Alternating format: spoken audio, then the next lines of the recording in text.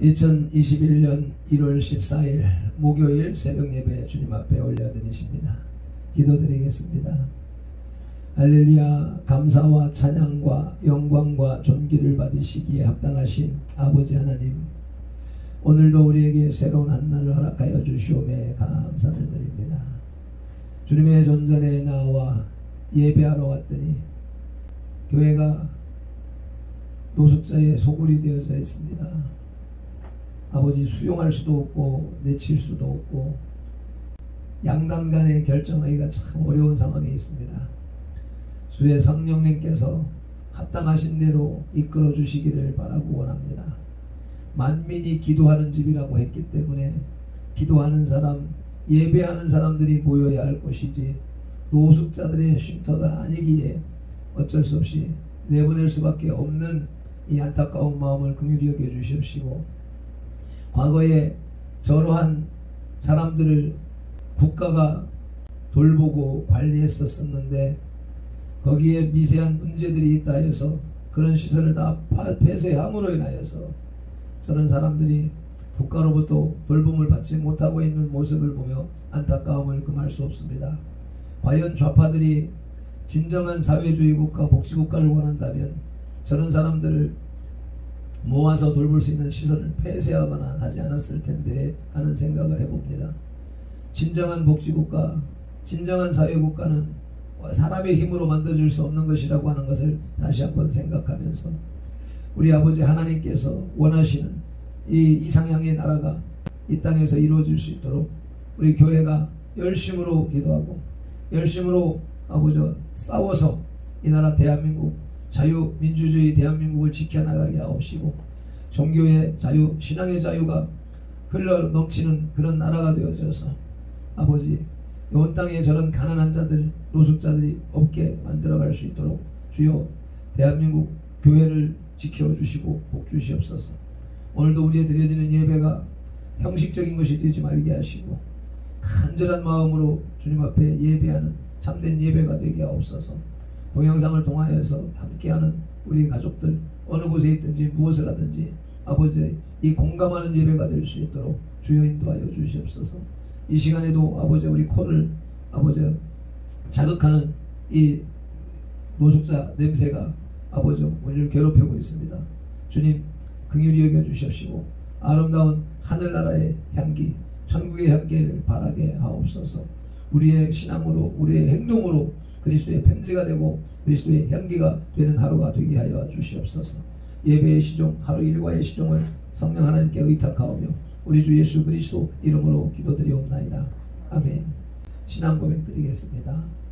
전능하사 천지를 만드신 하나님 아버지를 내가 믿사오며 그 외아들 우리 주 예수 그리스도를 믿사오니 이는 성령으로 잉태하사 동정녀 마리아에게 나시고 본디오 빌라도에게 고난을 받으사 십자가에 못 박혀 죽으시고 장사한 지 사흘 만에 죽은 자 가운데서 다시 살아나시며 하늘에 오르사 전능하신 하나님 우편에 앉아 계시다가 저리로서 산자와 죽은 자를 심판하러 오시리라.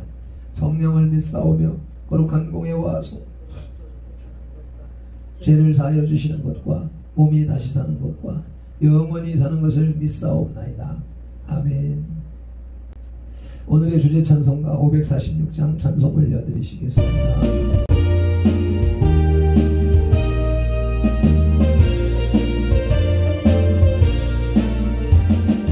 주님 약속하신 말씀 위에서 영원토록 주를 찬송하리라.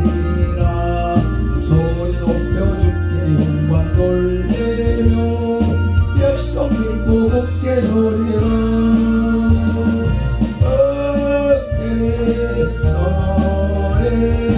영원하신 말씀 위에 걷게 소리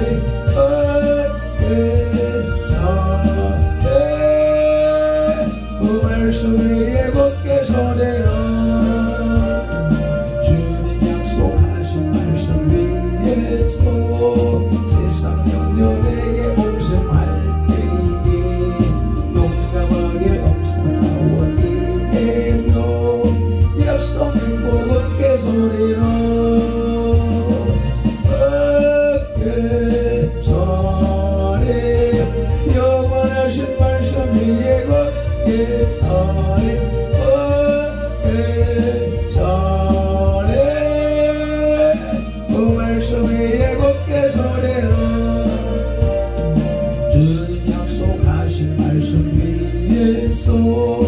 영원하신 주의 사랑 힘있고 성령으로 힘써 싸워 이기며 역성 믿고 함께 소리로 어깨 소리 영원하신 말씀 위에 걷게 소리 어깨 소리 그 말씀 위에 걷게 소리로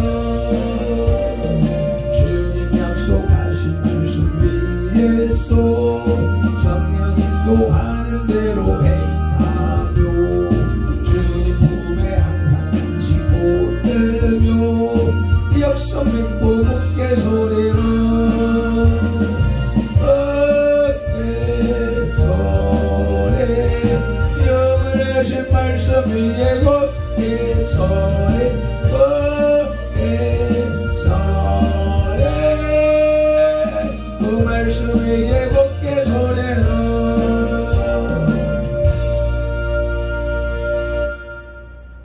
오늘 우리에게 주시는 하나님의 말씀은 사도행전 13장 4절로부터 12절 말씀입니다. 제가 가진 성경 209쪽에 있는데 바울과 바나바가 비시디아 안디옥에서 전도하다라는 소제목이 붙어 있습니다. 함께 합독하시겠습니다. 바울과 및 동행하는 사람들이 바보에서 배 타고 밤빌리아에 있는 버가에 이르니 요한은 그들에게서 떠나 예루살렘으로 돌아가고 그들은 버가에서 더 나아가 비시디아 안디옥에 이르러 안식일에 회당에 들어가 앉으니라.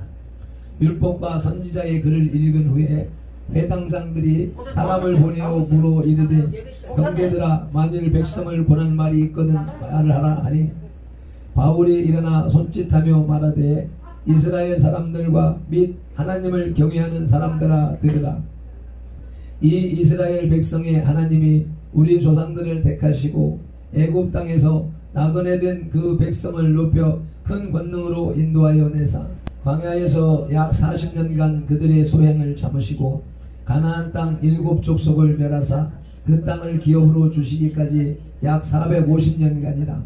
그 후에 선지자 사무엘 때까지 사사를 주셨더니 그 후에 그들이 왕을 구하거늘 하나님이 베냐민 지파 사람 기스의 아들 사울을 40년간 주셨다가 패하시고 다윗을 왕으로 세우시고 증언하여 이르시되 내가 이새의 아들 다윗을 만나니 내 마음에 맞는 사람이라 내 뜻을 다 이루리라 하시더니 하나님이 약속하신 대로 이 사람의 후손에서 이스라엘을 위하여 구주를 세우셨으니 곧 예수라.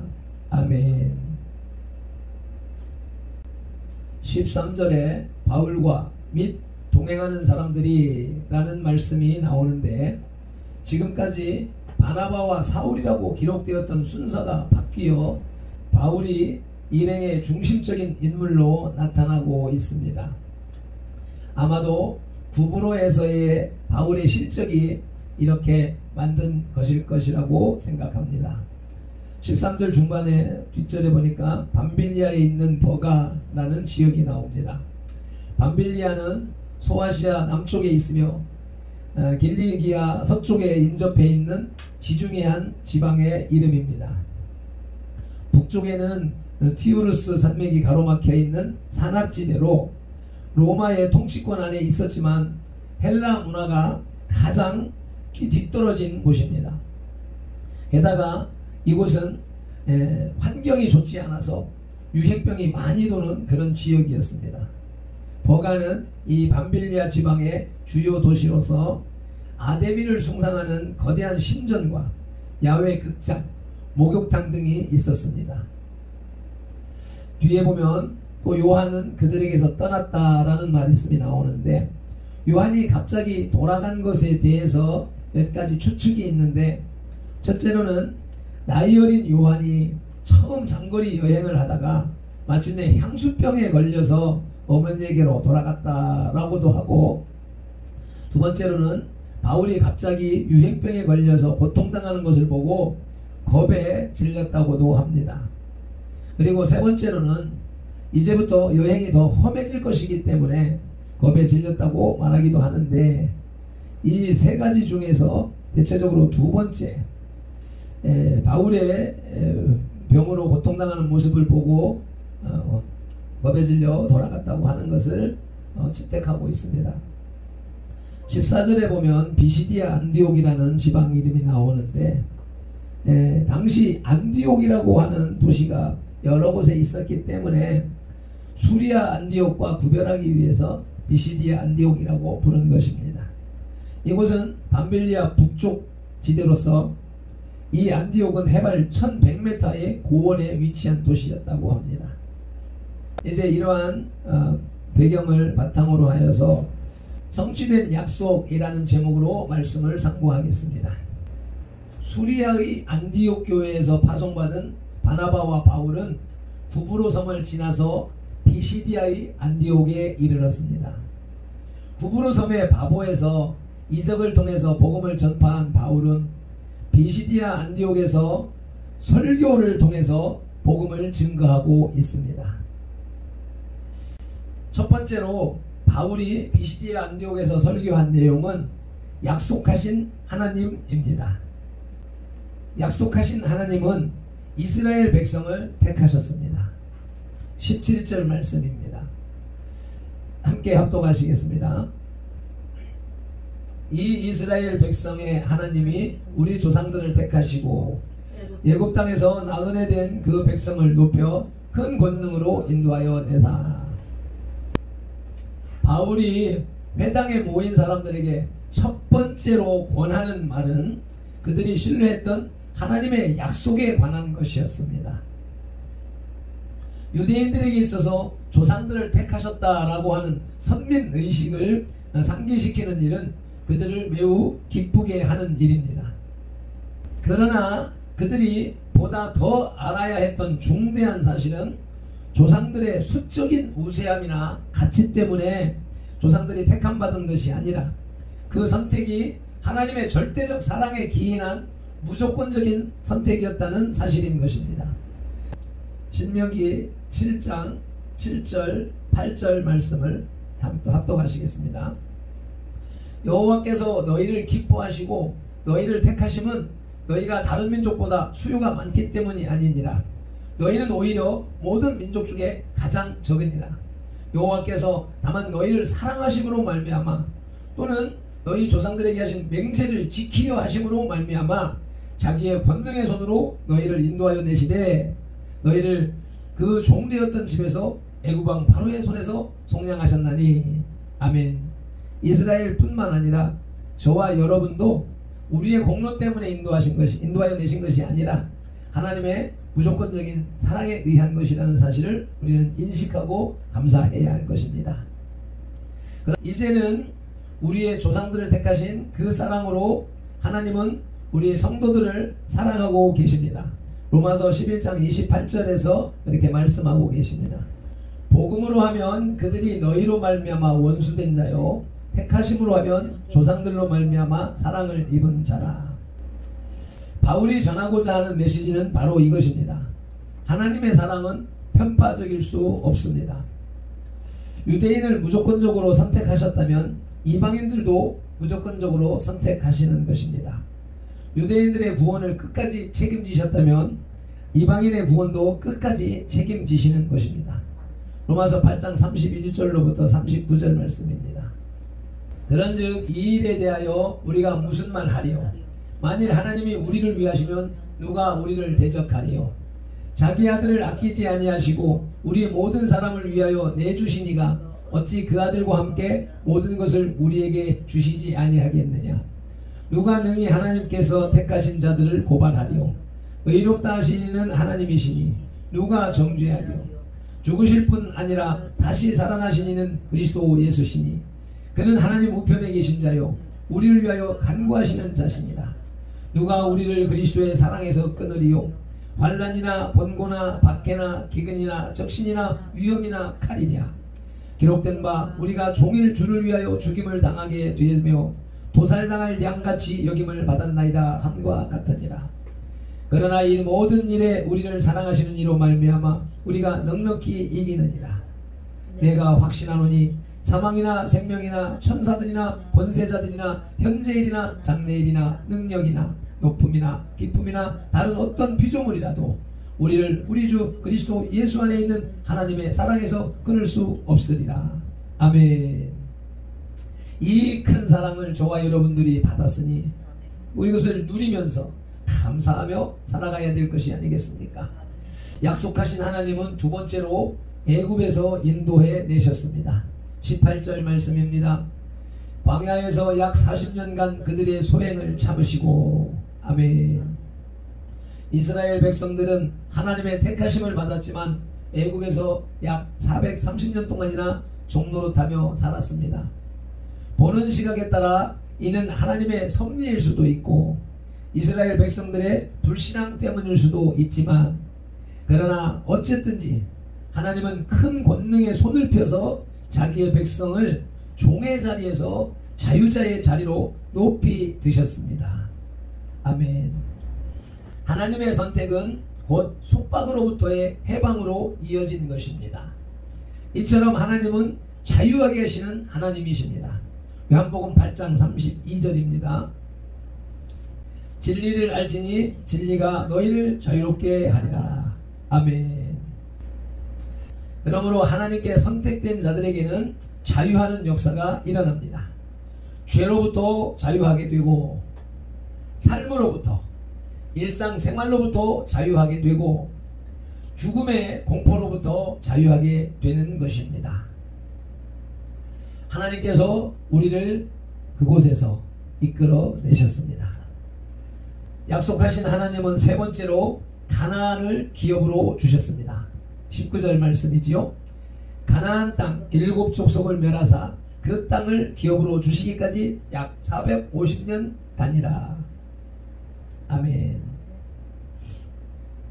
출애굽기 13장 5절 말씀에서도 이스라엘 백성들은 애굽 땅 종되었던 곳에서 인도하심을 받아 조상에게 약속하신 가나안 땅으로 가게 되었다고 말씀하십니다. 자유를 주시되 교묘한 방법으로 자유를 스스로 반납하게 하고 속박으로 찾아들게 만드시는 하나님이 아니라, 이처럼 자유를 누려서 가질 수 있도록 환경을 만들어 주시는 하나님이십니다. 오늘날 성도들이 죽음에 대해, 삶에 대해 자유할 수 있는 것도 모두 다 영생이 보장되어 있고 하늘나라가 보장되어 있기 때문인 것입니다. 아멘. 약속하신 하나님은 네 번째로 지도자를 세우셨습니다. 20절로 21절 말씀입니다.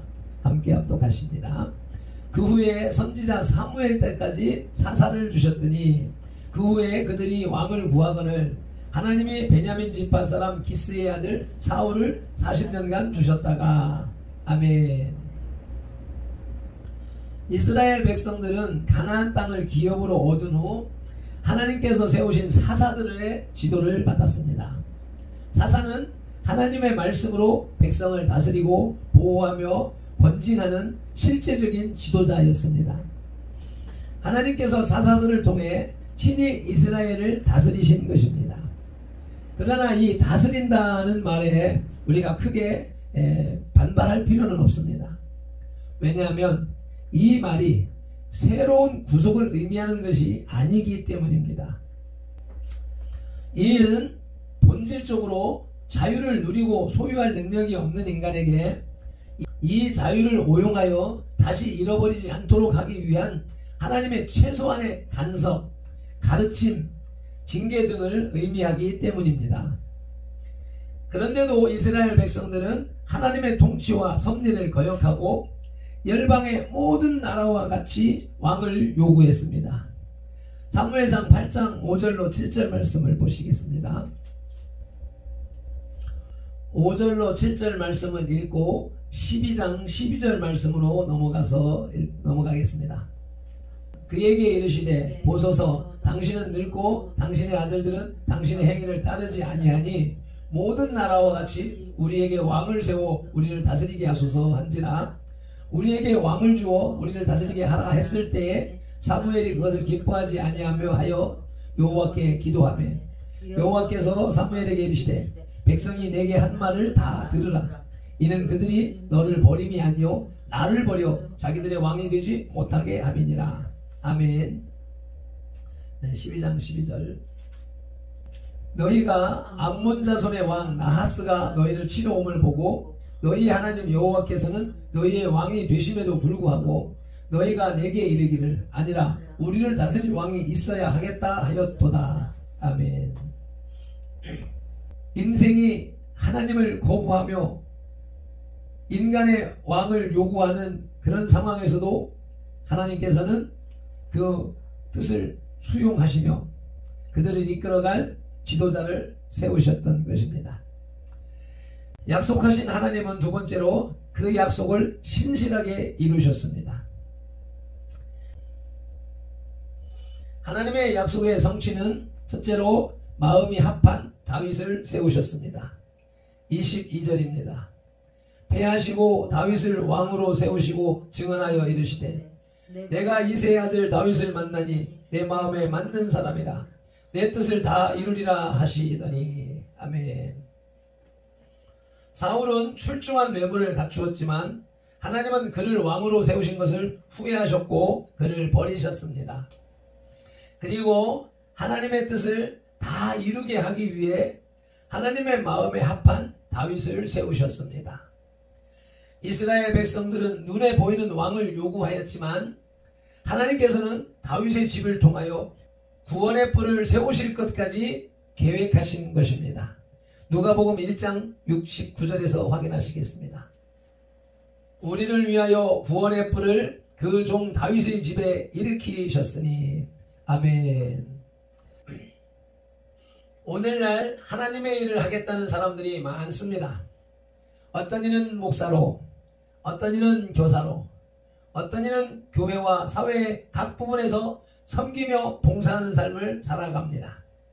그럼으로써 그들은 모두 하나님의 약속 성취에 거룩한 도구들이 되는 것입니다. 그러나 하나님께서 우리에게 본질적으로 요구하시는 것은 기능이나 그에 따른 능력이 아닙니다. 과연 그가 하나님의 뜻에 얼마만큼 합한가 하는 것입니다. 그러므로 우리는 능력의 종이 되기 이전에 하나님의 뜻에 합한 종이 되어야 하는 것입니다.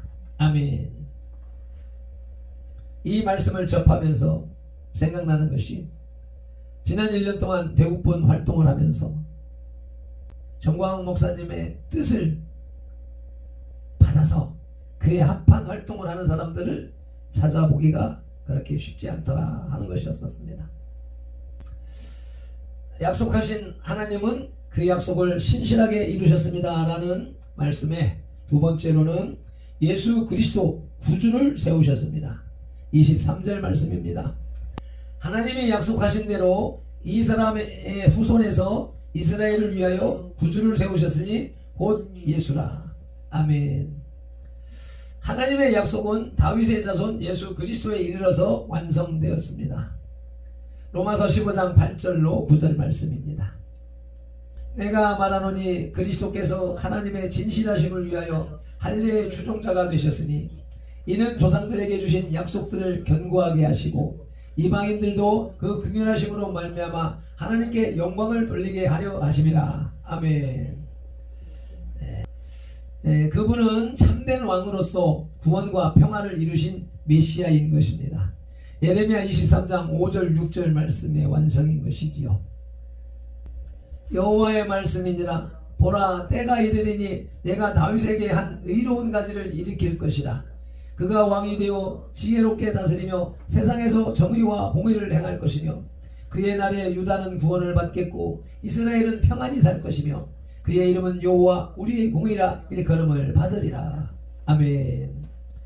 바울은 유대인들에게 심오한 논리나 규범을 받아들여야 한다고 강요한 것이 아닙니다.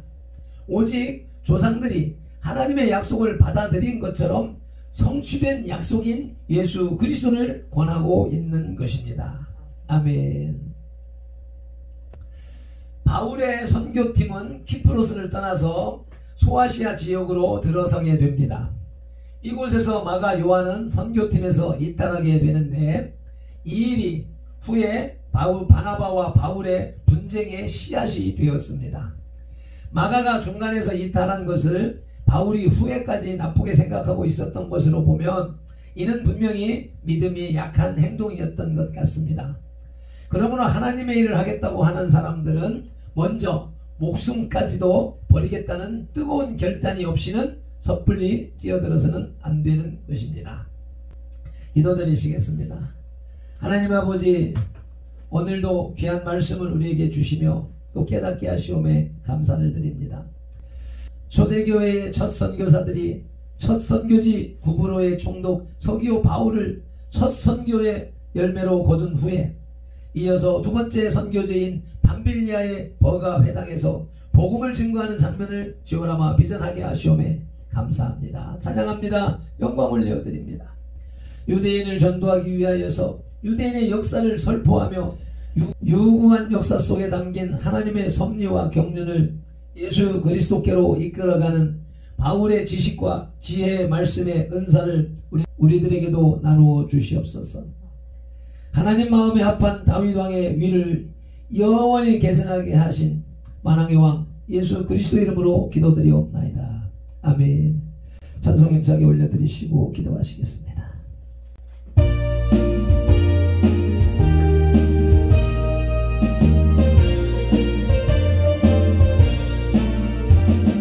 주님 약속하신 말씀 위에서 영원토록 주를 찬송하리라. 소리 높여 주께 영광 돌리며 약속 믿고 굳게 서리라. 굳게 서리 영원하신 말씀 위에 굳게 서리. 굳게 서리 그 말씀 위에 굳게 서리라. 주님 약속하신 말씀 위에서 세상 염려 내게 홈수 밟히기 용감하게 힘써 싸워 이기며 약속 믿고 굳게 서리라. 굳게 서리 영원하신 말씀 위에 굳게 서리. 굳게 서리 그 말씀 위에 굳게 서리라. 주님 약속하신 말씀 위에서 영원하신 주의 사랑이 있고 상냥으로 힘써 싸워 이기며 약속 믿고 굳게 서리라. 굳게 서리 영원하신 말씀 위에 굳게 서리. 굳게 서리 그 말씀 위에 굳게 서리라. 주님 약속하신 말씀 위에서 상냥 인도하는 대로 행하며 주님 품에 항상 안식 얻으며 약속 믿고 굳게 서리라.